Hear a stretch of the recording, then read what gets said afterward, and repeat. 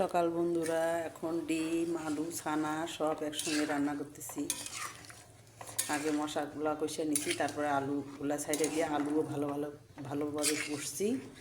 কষা তারপরে এই যে ঝোল দিয়ে ডিম ছানা সাইডে দিছি। এখন একটুখানি জাল হইলেই গরম মশলা দিয়ে নামায় ফেলাম। এখনই দিলাম ডিম আর ছানা।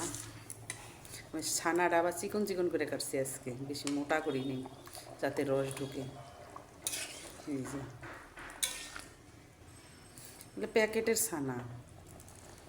ছানা ঘরের দুধের মতো না, একটু আলাদা একটু আছে। এই যে ওই জন্য ছোটো ছোটো করছি। এই যে একটু ভাইজা নিছি ভালো করে, এই জন্য। এই যে প্যাকেটের ছানাগুলো একটু অন্যরকম না।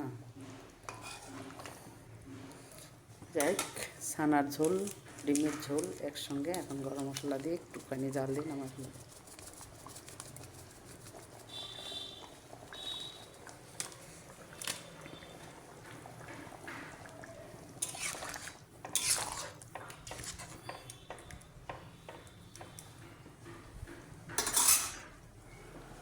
ভালো থেকো, সুস্থ থেকো সবাই, বাই।